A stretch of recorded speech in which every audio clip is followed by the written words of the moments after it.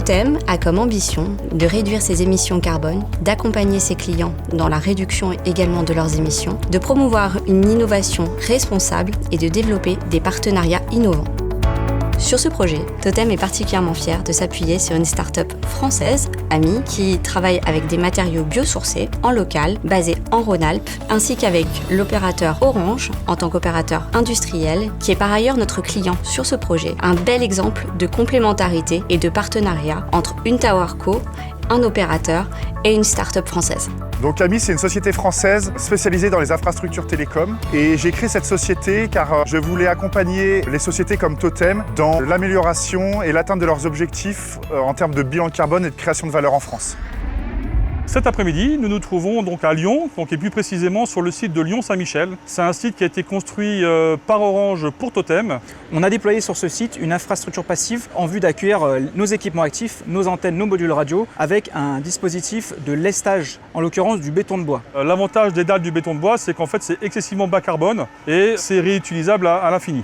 L'idée, c'était vraiment de tester cette solution pour cette première partie, le lestage au sol. C'est ce site et cette installation qui a permis aussi de communiquer, de faire parler, de montrer que c'était concret. Nous sommes bien sur le premier site en France fait par Totem avec Orange, avec du béton de bois. Ça a été le premier. Ce site, il est intégré, donc intégré d'un point de vue paysager.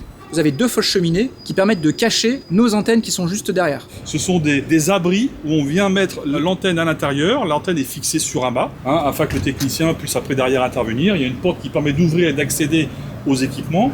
Ces fosses cheminées sont fixées sur des lestes en béton de bois.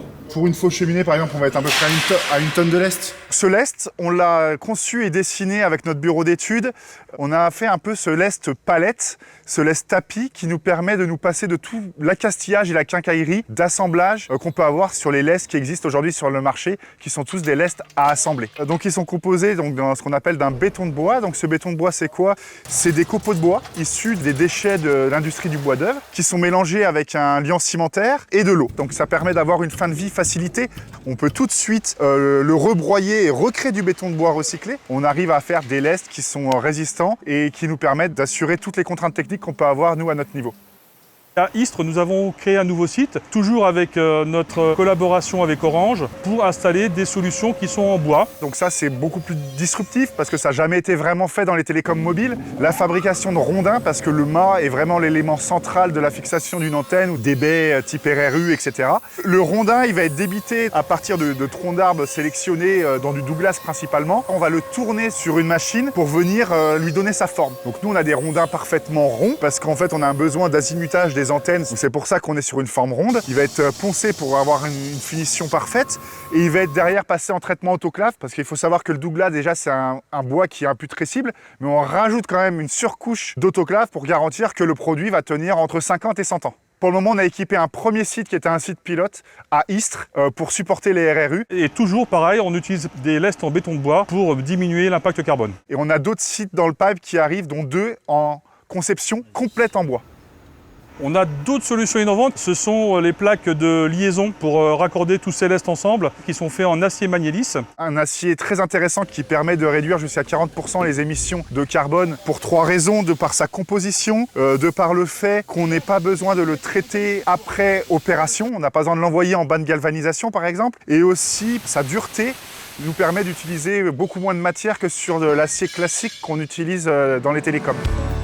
Sur cette gamme Wood, donc notre gamme 100% bois plus béton bois, on est sur des économies de CO2 allant jusqu'à 81% d'économie. Donc c'est naturellement que nous avons créé ce partenariat avec Totem et la société Ami, qui est une start-up française, pour arriver à tester en tant qu'opérateur industriel une solution innovante et bas carbone pour nos infrastructures. Et cette démarche s'inscrit aussi dans notre engagement commun au sein du groupe Orange, RSE, et montre comment Totem et Orange peuvent travailler ensemble pour un objectif commun de décarbonation. Il y a un sujet important, était le coût. On ne voulait pas que ce coût soit répercuté sur nos clients. On apporte un nouveau produit au même prix, voire des fois moins cher, mais en plus, il est bas carbone.